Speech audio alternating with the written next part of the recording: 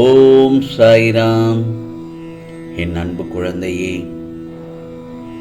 நாளை ஞாயிற்றுக்கிழமை ஒரு அற்புதம் உனக்கு நடக்கப் போகிறது என் செல்லமே. இந்த சாயப்பா சொல்வதை கேட்டுவிட்டு சந்தோஷமாக தூங்கு.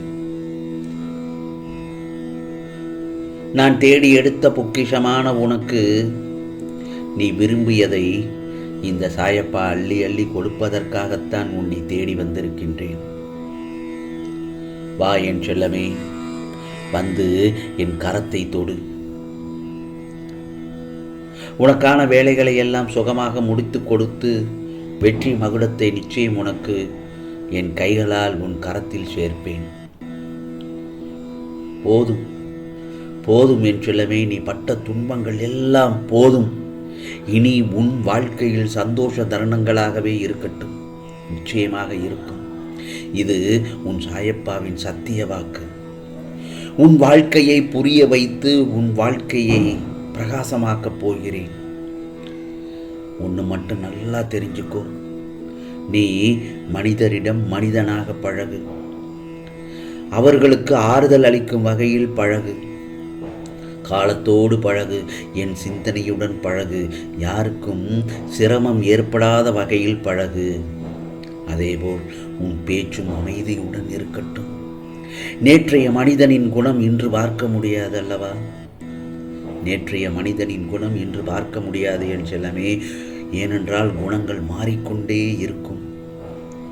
யாரையும் அவர்களின் உருவத்தை வைத்து எடை போடாதே. உன்னிடம் நான் கேட்பது என்ன தெரியுமா? ஒன்றே ஒன்று, மௌனம். மௌனம்தான் என் செல்லமே.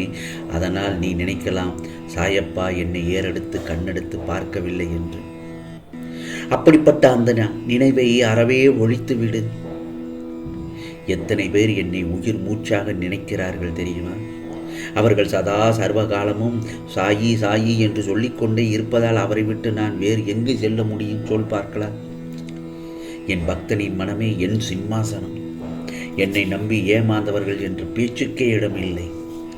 என் செல்ல குழந்தையே, நீ செய்யும் பயணத்தில் நிம்மதியாக பயணம் செய். உனக்காக என்றும் எப்போதும் இந்த சாயப்பா நான் எங்கும் இருப்பேன். நான் பரம ஒளியை தருபவன். துவாரகமாயில் இருந்து உனக்கானதை செய்து கொண்டே இருக்கிறேன். என்னை சரணடைய பல பாதைகள் உண்டு. என்னை அடைய பல பாதைகள் உண்டு. அதில் நீ விரும்பும் வழியை தேர்ந்தெடுத்து கொள்ளலாம். எந்த வழியை தேர்ந்தெடுத்தாலும் மனதை ஒரு நிலைப்படுத்தினால்தான் என்னை சரணடைய முடியும். புரிகிறதா? சிலருக்கு பக்தி பாதை எளிமையானதாக இருக்கும், சிலருக்கோ கடினமானதாக இருக்கும். இடைவிடாத பிரச்சனைகளையும் நிலையான பக்தியும் என்னை திருப்தி அடைய வைக்கும். மனதில் தூய்மையான அன்பு தோன்றுமானால் எந்த விதத்திலாவது பகவானை சென்று அடைந்து விடலாம். நம் சாய்நாதரே கதி என்று எப்போதும் இருக்கின்றதால் நான் உன்னிடம்தான் இருப்பேன். சாயி சாயி என்று சதா சர்வ காலமும் என்னை நினைத்து கொண்டிருக்கும் என் செல்ல பிள்ளையை விட்டு நான் எங்கு செல்வேன்? உன் அரணாக, உன் பாதுகாவலராகத்தான் நான் இருந்து வருகிறேன். உனக்காக நான் கதவுகளை எப்போதும் திறந்து வைத்து கொண்டுதான் இருக்கிறேன். நீ மனக்கதவில் நான் என்னிடம் நீ சரணடைந்து விடு. நம் வாழ்வின் பயனை பூரணமாக உனக்கு நான் அளித்து விடுவேன். அதேபோல்தான் இன்னொன்று சொல்கிறேன். உன் துயரங்களை போக்குவது என் கடமை அல்லவா? நான் சொல்வதை சற்று கவனமாக கேள். வாழ்க்கையில் நம்பிக்கை இல்லாமல் எதுவும் செய்யாதே. நீ வேண்டிய அனைத்தையும் நிச்சயம் நான் நிறைவேற்றி தருவேன். என் பிள்ளைகளை நான் கவலைப்பட்டு கொண்டே இருக்கச் செய்வேனா? நான் இருக்கிறேன் என் செல்லமே, கவலைப்படாதே. நம்பிக்கையோடு இரு. உன்னை இந்த சாயப்பா கைவிட மாட்டேன். நீ சந்தேகமும் கேள்வியும் இல்லாமல் உனக்கு எது சிறந்ததோ அது நம்மை வந்து சேரும் என்ற எண்ணத்தை முதலில் வளர்த்துக்கொள். உலக அனுபவங்களை எல்லாம் எடுத்துப்பார். இந்த எண்ணம் உள்ளவர்களே அவரவர் வாழ்க்கையில் வெற்றி பெற்று இருப்பார்கள். அதைத்தான் இந்த சாயப்பா உன்னையும் நான் பின்பற்றச் சொல்கிறேன். நீ உன்னுடைய துன்பமான காலங்களை கூட புன்னகையுடனும் தளராத நம்பிக்கையுடனும் எதிர்கொண்டு வா. உன்னுடைய தடைகள் அனைத்தும் வெற்றி படிகளாக மாறும். ஆனால் நான் சொல்வதை சற்று பின்பற்றுவது சற்று கடினமான ஒன்றுதான். ஆனால் அதை முயற்சி செய்து பார். முயற்சி செய்து கொண்டே இரு. அந்த துன்பங்கள் அனைத்தும் காணாமல் போகும். வந்த வழி தெரியாமல் போய்விடும். ஆகவே இந்த சாயப்பாவை மீறி எதுவும் நடக்காது. தேவையில்லாமல் உன்னை வருத்தி கொள்ளாதே. நீ உன் வாழ்க்கையில் தத்தளித்துக் கொண்டிருக்கிறாய் என்று நான் நன்கு அறிவேன். உன்னை என் கரம் கொண்டு இறுக பிடித்து காப்பாற்றிக் கொண்டிருக்கிறேன். இன்னும் சில நாட்களில் அனைத்தும் மாறும். உனது எண்ணங்கள் அனைத்தும் நிறைவேறப் போகிறது. யாரும் இல்லையே, எல்லாம் தவறாக நடக்கிறதே, என்ன செய்வதே என்று நினைக்காதே, புலம்பாதே. உன் சாயப்பா நான் இருக்கிறேன். சற்று நிதானமாக யோசனை பண்ணி செயல்படு. அவசரம் இல்லாமல். அவசரப்பட வேண்டாம். எந்த ஒரு காரியத்தையும் எடுத்தோம் கவிழ்த்தோம் என்று செய்ய வேண்டாம்.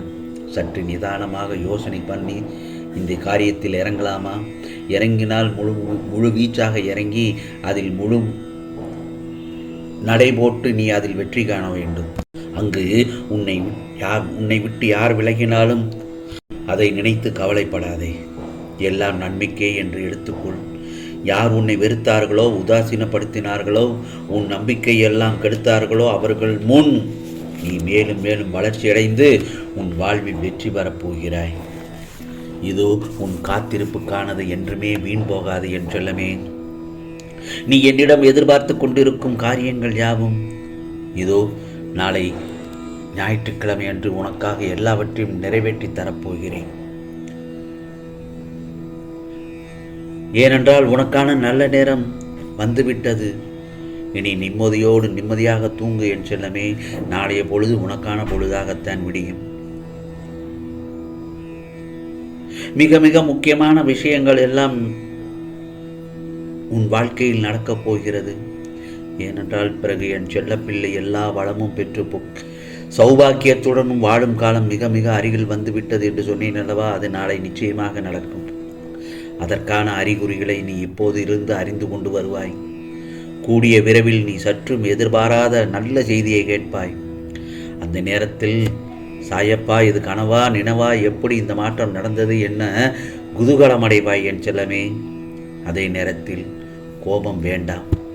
கோபமே வாழ்க்கையில் வேண்டாம். உனக்கு வரும் அனைத்தையும் நான் ஏற்பேன். என் அனுமதியின்றி எதுவும் நடக்காது. அதனால் கலங்க வேண்டாம். அனைத்தும் பொடி பொடியாக போகப் போகிறது. பிறகு உன் மனம் தெளிவாகும். இழந்ததையெல்லாம் மீண்டும் பெறப்போகிறாய். என் செல்ல பிள்ளையான உனக்கு குறைகள் ஏற்படாமல் இந்த சாயப்பா நிச்சயமாக பார்த்து கொள்வேன். உனது வாழ்வு உன்னை வியக்க வைக்கப் போகிறது. மிக மிக முக்கியமான விஷயங்கள் எல்லாம் நாளை நடக்கப் போகிறது. அற்புதங்கள் நடக்கப் போகிறது. இரட்டிப்பான சந்தோஷங்கள் கிடைக்கப் போகிறது. ஆகவே நான் சொல்வதை கேட்டுவிட்டாய் அல்லவா? நிம்மதியாக தூங்கு என் செல்லமே. நாளை உனக்கான பொழுதாக விடியும். நிச்சயமாக உனக்கானதெல்லாம் நல்லதே நடக்கும். நல்லதே நடக்கும். ஓம் சாய்ராம். ஓம் சாய்ராம்.